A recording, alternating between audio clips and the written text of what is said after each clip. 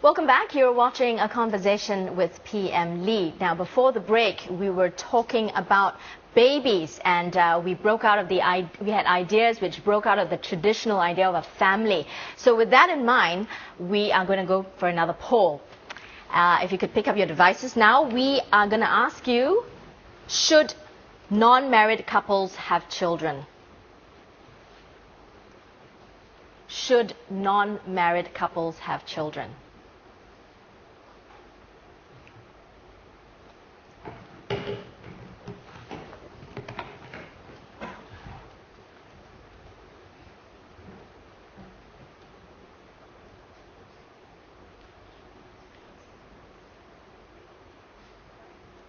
Okay, results are, well, 54% saying no, 46 says yes. Which is quite close. I think the graph doesn't quite show it.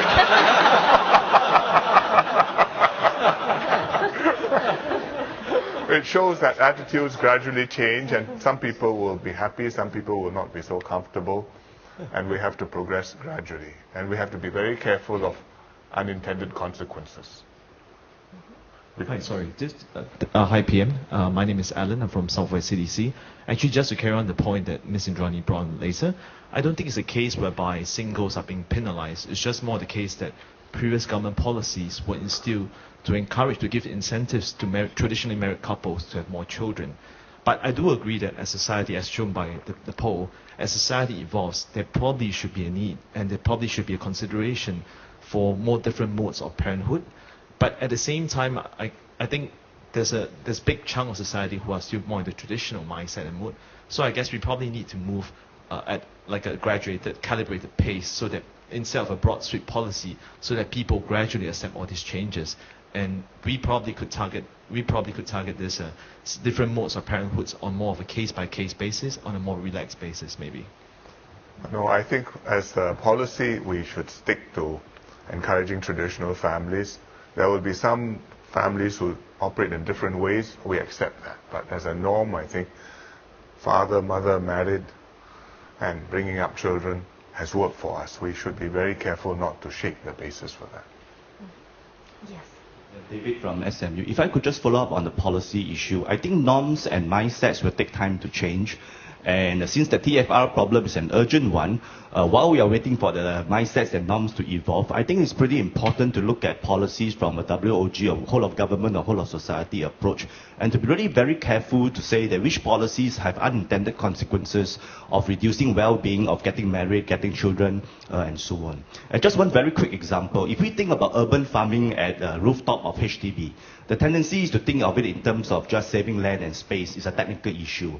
But why not think about it from a whole of society and government approach, that if you have a massive situation, bring in an innovative industry to have urban farming at rooftops, that means more people can actually work near their homes. You can have an innovative industry at different levels of value-added jobs, and you can even create interaction opportunities for integration of neighborliness and so on. And flexi-time, part-time work and all this becomes actually quite possible. So instead of thinking about urban farming as a land issue, one could actually gather the different agencies together and think of it as what are the other consequences. Just one very quick follow-up to that. I think we have to move on, because otherwise we won't cover the rest of it. But yes, you brought up neighborliness, which is also an issue that we'd like to talk about. We're talking about an inclusive society here, and it's a good point. It relates to what we were talking about earlier. And in the recent budget, the government actually introduced a lot of major initiatives to help the low income, the elderly, the middle income. In fact, just about almost every segment of society receives some sort of helping hand from the government. But should help come from the government alone? Now, the PM also said during the National Day rally that he wants to see a Singapore where people treat others with big hearts. So, well, talking about that, it's also a time for another poll. We had a poll prepared about treating other Singaporeans, and this question is whether or not you are happy with how others view Singaporeans. Are you happy with how others view Singaporeans?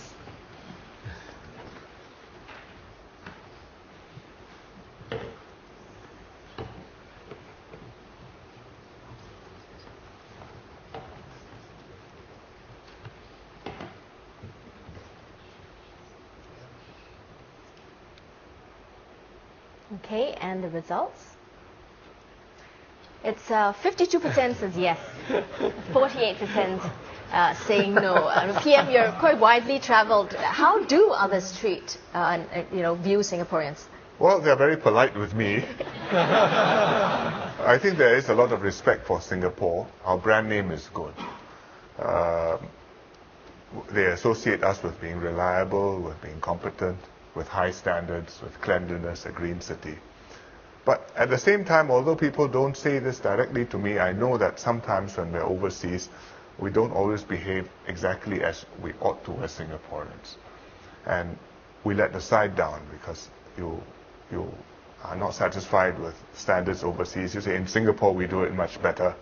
You're not satisfied with the food or with the public transport or with the customs of the people. And I think it is possible for us unconsciously to become an ugly Singaporean. And it's not just when we're overseas, but even when we're at home and visitors come to Singapore. Sometimes they have good experiences and they write about it. And you hear people who have lost something and got returned to them, or fell down and got helped up and assisted. But you also have people who come and have had unhappy experiences. And I think we should be very careful to try to see ourselves as others see us. So if we are satisfied with the way others see us, that doesn't mean we should be happy. We have to make an effort to find out how things are. And one of the reasons I brought up this subject in the rally is because I think that our norms are drifting and we're becoming more self-centered and less considerate and caring to others. Other Singaporeans and other non-Singaporeans. I think that is a problem. Yes. Michael. Yes, Michael from Ngee Ann Poly and from the Hong Kong North Grassroots. This relates to national education, which is a topic that I feel very, very passionate about because I teach it or facilitate it at the Poly. I think, in related to this, one problem I see is when our students come to us and do it in their third year, at the age of 19, they're often very clueless about many things, national issues, international issues, and even this kind of situation in terms of good neighborliness, civic mindedness, and so forth. And we are rushing at that point to inculcate, not by preaching, but usually through interactive activities, to try to stress the importance of this upon them. But my point is this: can more be done? Because I do not know exactly. I have not taught in the schools. Can I give you some feedback? A friend of mine from a prominent secondary school told me he's teaching national education. And he says the biggest frustration he faces is this. The students say, is it on the exam or not? Is it going to be tested? And he says, no, it's not coming up on the exam. And they switch off because, they have been almost programmed to think in this way. My own students, anecdotally, tell me that when they were in secondary school, a lot of it was often memorization, regurgitation of facts. They said it was stale, it was boring, it was dry. You know how our young generation are, and you're lucky if you can keep their attention for a few minutes. So you have to do better than that. So where I come from, I'm a Singapore citizen, but where I came from, which was in the US, by the age of 11 or 12, we had to know how the government functioned, how political parties were formed. We had to actually be aware of national and international issues, discuss, debate. The teacher said, if you study and you memorize and you pass all your exams, the most I'll give you is a B, because if you don't do this part of it, you will not get an A grade. This was inculcated in us. So my question is, could maybe more be done at the lower levels, say in the lower secondary, upper secondary levels, so that by the time they get to Polytechnic, they will be better informed and also more aware of these kinds of problems? I think that was an issue that I think Dr. Koo brought up earlier about inculcating values at the lower level. Yeah? As well? If I may follow up on the point raised by this lady and Michael. I think meritocracy is a good system. And like she said, it has served us well in the early days because we needed it. But it's not necessarily a good value because, as she said, and it finally clicked in my mind, that it can promote certain kind of selfishness and competition and cynicism among our population. I mean, the Americans have their freedom and their dream. The British have their dignity. And these values have brought their nations through very difficult crises. What is this in Singapore? And I think if I think back, it's our intrepid nature, our determinedness to try things that are untried before. And that was there in the early days. I think through the years, we might have become more risk-averse. We have become less innovative and less risk-takers. So just want to... Indrani, Yes. you are going to education. No, I just want to say that we should remember the context in which meritocracy came to our society, which was that at the time of independence, there were two big problems, corruption and cronyism. And meritocracy was a platform that we espouse because you want to make sure that the person with the right skills and who has the merit and deserves the job or the appointment gets it. That's the context, and that's something we should never lose. In the course of trying to achieve that, of course, you have competition and the pressures of wanting to be better and better. So it's probably a question of calibration, and not so much that there's anything wrong with the concept of meritocracy itself. But that's a different point from the point of values, because values is about how you treat other people. I'll just give you a very simple example. And look up the Tiong Bahru market, right? There's a place in front of the market which is for the handicapped to park, for the disabled to park. But you will have nice big BMWs, Mercedes-Benzes parking there, and the people who get out there are certainly not disabled at all. You don't need national education to tell you to just have simple consideration for someone who's disabled and to leave that spot for them. You don't need to be a gifted education program student to know that. You actually just need your parents and your friends and people with common sense to tell you there's somebody who's disabled. Let's please be a little bit more considerate. And so that's the way I see it. Yes, you have something to say. No, does Srikat want to say anything about schools and education? I'll hear one or two views and I'll jump in. Yes, I do. Morning, Prime Minister and panelists. Devi Haridas from Telok Blangah Grassroots. I want to take this to a different perspective. Basically, how others look at Singaporeans, I wonder, because I'm a lawyer by training, I practice, and I see divorce cases. I think I can tie this into the earlier point as well. Having children, do you have to have a family nucleus that's recognized by our society? Why do I say that? We have men, Singaporean men, uninformed, ugly or not, uninformed, looking for a wife, allegedly demure, submissive, foreign brides. They look at our men and say, well, you know, I would leave my families behind and come and live with you in Singapore. And these men are typically in their 40s. They may or may not have been married before, but they want to start a family, they want to have children. And where do they look? Not locally, they look overseas. And these foreign brides, for some strange reason, they strike me like they have some kind of a manual out there to say how to marry a Singaporean as a gateway to Singapore citizenship. Because the moment they get citizenships, it's off. And we see the other end of it, nullities, divorces. And why did all this precipitate, where did this precipitate from? The fact that they need to have a family to have children. And what do they get? They have an extra person on their maintenance role, legally and otherwise, and they have no children, because most of these women say, well, I'm not a childbearing machine. You do not get any children until you give me your citizenship and add me as a co-owner to your HDB flat. That I'm telling you, there is a manual out there, you know, to say how do you progress from being married to being a wife to a co-owner and then go through a divorce and take away whatever you can from this guy. Well, the lawyers see the people with manuals. The MPs see the people with problems. And I think there are also some who have married, who have really formed families and attachments and affections, and they want to bring their family members in and make them part of the household, part of the Singapore family. And we have to trade off between these two. What you described does exist. What I am telling you also exists. When I see a case, I don't know which it is, and I don't know which it is going to become. Because, you know, people get married, things can go right, things can go wrong. So therefore, we do give citizenship and PR to people who marry foreign spouses. There are conditions, and it takes time, and we have to be careful. And sometimes we still make mistakes. What to do? We are human. Perhaps our general population needs to be a little bit more streetwise as well. Well, I would it has to work both ways. Sometimes the husband can't find a Singapore wife.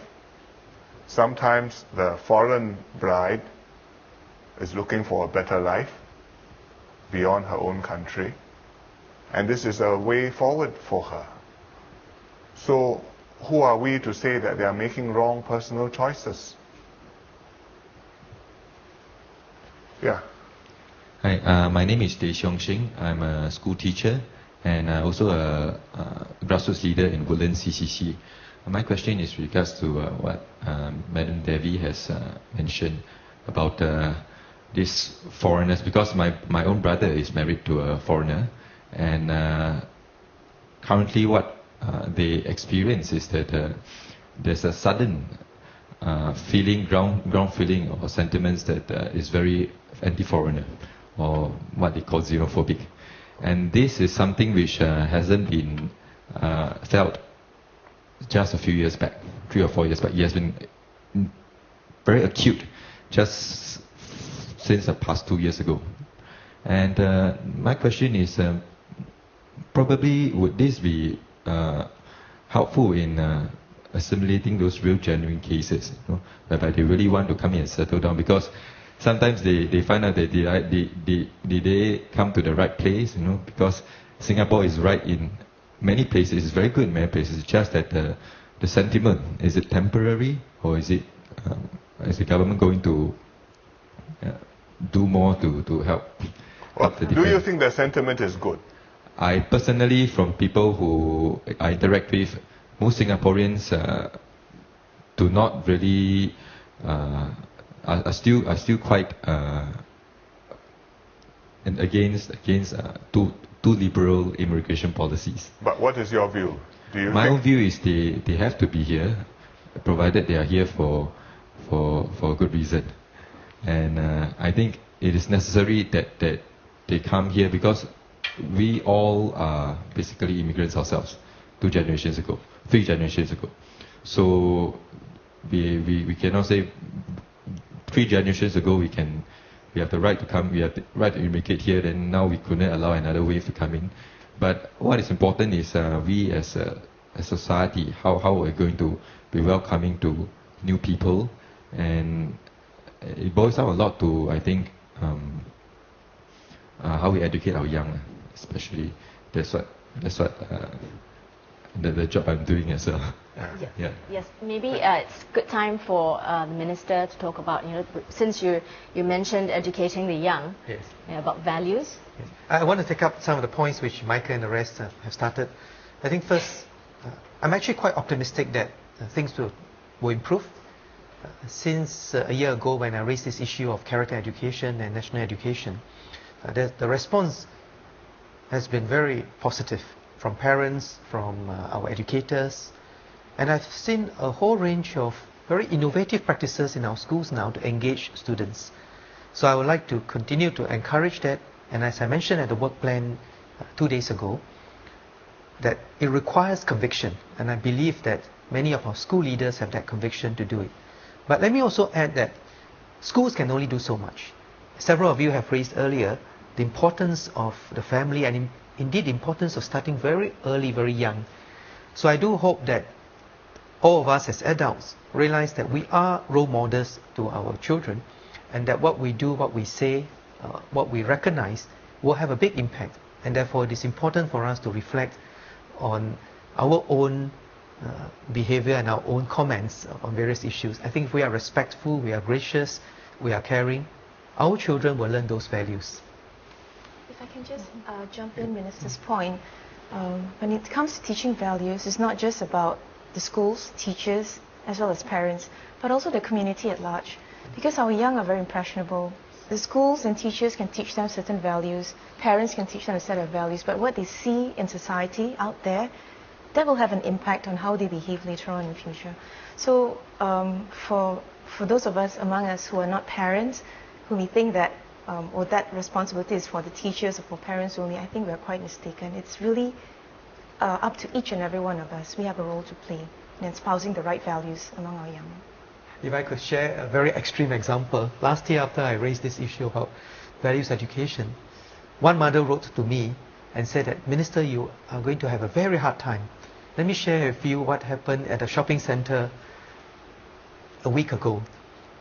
There was a long queue at the ladies' toilet, and one lady brought a primary 3 girl into the cubicle, and the girl said, no, my teacher taught us that we must queue up.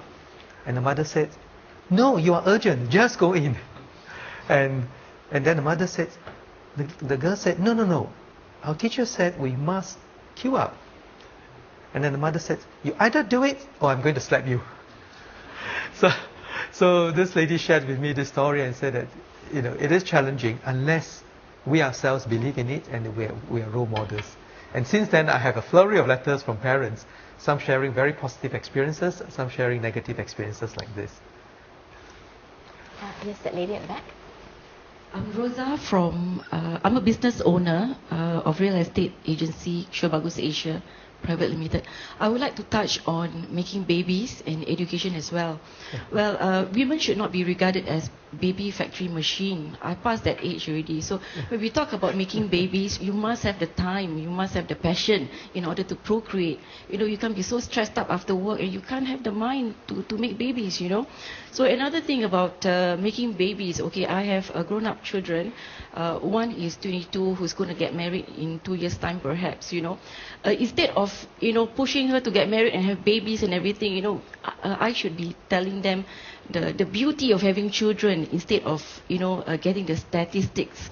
And children nowadays, what I see, they don't really enjoy schooling, they are so pressured with schoolwork, report, high grades and everything. I see young children, instead of playing the toys or whatever, they are playing Angry Birds, on their iPhone, which is not good, But I think they are enjoying Angry Birds. Yeah, of course they do, but there's no interaction among the small kids, that's the problem. Yes, and we should be interacting with these children with dialogue sessions, Like I have teenage daughter now, I always talk to her about values and everything. I tell her a story, coming from a real estate background, I have a lot of story to share. So that's the way we inculcate values to young children, rather than you do this, you do that, just because the society wants you to do that's wrong. I mean, bottom line, we should educate the parents. We should, as an adult, to have the right mindset of what we want our children to be or to have in future.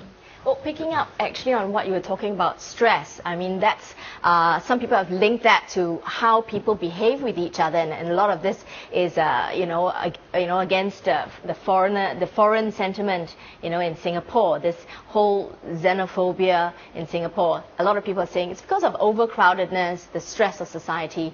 Any views on that? Good evening, PM. Good evening, panelists.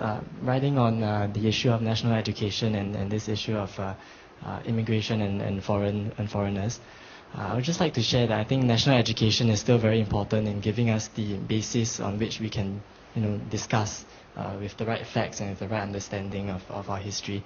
At the same time, our generation is the kind that does not really take well to people telling them what to do. And I think I'd just like to share that most of what I've learned about Singapore and about our home is that it's actually come through my interactions with people from outside of Singapore. When we host students from overseas, they come over, they visit Chinatown, and they see that on the same street there's an Indian temple, a Chinese temple, and a mosque, and they are amazed because this cannot happen in many places. And that makes me wonder, that makes me go back and think, how did we come here? How is this possible? And that's where I learned.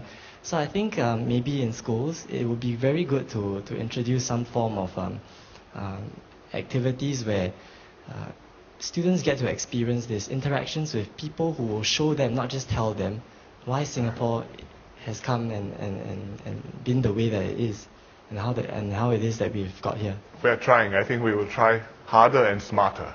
But Patrick has a view, I think. Hi, Prime Minister and the panelists. I'm Patrick Lee from the Singapore Federation of Chinese Clans Associations. Our federation's mission is to foster a more graceful and cohesive society through the promoting of appreciations of traditions, culture, language, and arts. Actually, Singapore is a multicultural society. It's very unique. many of my friends from all other countries tell me that they can't find another place as unique, as colorful, as interesting as Singapore. In fact, when we grew up, I grew up in an environment that we have to understand the multicultural environment, how it works. And through this, we learn how to understand each other, and we actually learn how to accept each other, and we further respect each other. This has been, in my point of view, in the last 2 centuries, that's how we can attract talents from throughout the world that come in as immigrants to build our beautiful country today. That's how we end up with. We are all immigrants either 2 generations ago or 3 generations ago. But however, people of my age group, they feel that, this multicultural knowledge has been fading away. The young ones seems to be lack of that. Therefore, a little bit of things will end up in a misunderstanding and non-acceptance of others. So therefore, I think we are very grateful actually when Prime Minister in the National Day rally announced that support us to set up a Singapore Chinese Cultural Center. Because we think that together with Sun Yat-sen Memorial Hall, the Malay Cultural Heritage Center and the Indian Heritage Center, this will definitely strengthen the knowledge of the multiculturalism, and then from there we all can learn how to accept others better. Okay, just my wish picking up is on to that point about how we accept people who are not from Singapore. Maybe you, maybe sir, you have a point. I just give you one more, because I think that we hope that the Ministry of Education and all others ministry can take this as a holistic education program into this by visiting all these centers. Thank you. Thank you. I would support that. My name is Rolf Gerber. I represent the Singapore International Chamber of Commerce. I mean, we've been talking about immigration, that most of the Singaporeans 2-3 generations ago actually is immigrants. I think in today's globalization and global society, we have the flow on a continuous basis, but we also should not forget that we have Singaporeans who go abroad. And how are they received abroad? So what we want immigrants to feel here, we also have to give the same. We want immigrants who go abroad, Singaporeans who go abroad, to be received the same way. So I think it's a two-way street. We only look at Singapore, we tend to forget the ones who go from here to other countries. Maybe you could give us a background of yourself, where you're from. I'm originally from Switzerland. I have lived in Asia for more than 25 years. I've been in Singapore coming up to 17 years. So this has become home. My kids, although not from here, have grown up here. And it's interesting to say my daughter just left back to university in Switzerland on Monday. When I said, so you're going home, she objected and said, no, home is here, is not over there. Okay, and yeah, and that point, of course, was related to our earlier poll. Yes. Hi, I'm Helen Lim. I run a social enterprise engaging seniors back to work. So I run cafes. I just want to share with you, and I support Minister Heng's optimism that things can happen, but you need small things to happen and people to have fun. When we appeared in the papers, it was a SJI, the St. Joseph's International, who called me and said, can she organize 2 batches of primary 2 students to come and see how elderly people in their 60s work. Yeah. And then they make it so fun by coming down, asking us questions. What was your dream when you were 10 years old? Nothing structured. And after that, they gave us a thank you card. And then now, this is last year. This year, another 2 batches will come because, in fact, that was the most enjoyable, according to the principal that they have. So I want to encourage this where, because I represent the seniors, I think there's really a lot of resources amongst people who have either been nurses before retired but now still want to give back to society, people from corporate who also want to give back. These are resources to be tapped where when you have this kind of program for core values, and they can come. I run a cafe at Rental Community Hospital, and they can come and maybe learn from, have some session and have it fun, not structured like CIP, credit points, but the fun. And then when they see people like me with more wrinkles, they will ask, and then it's that personal thing rather than a project, like they must do something for them to see. Then they go off not impressed. I think it's the small things that matter. Yes, indeed. I think we should find many more ways of engaging our students that way. And I very much welcome suggestions and views. Okay. Well, we're going to just have to move on from here. Maybe PM, last words on this issue? I think values covers a wide range. You're talking about meritocracy. I think that's important. We shouldn't give it up, but it must be complemented with a sense of sacrifice, community service, responsibility to the others who have helped you to succeed. Then Singapore will succeed. We have to be decent human beings, because otherwise it's not just foreigners think the less of us. When we look in the mirror, we ask, what sort of people are we? I think that's very bad. So we have to have good reason to be proud of ourselves, but also be humble in the world. The world is a big place. Singapore is not doing badly, but there's a lot for us to learn. And if we have that attitude, then I think we can maintain a balance and we won't get big-headed. And that's most important. Okay, we're just going to pause for a break. When we come back, we'll talk about the future of Singapore.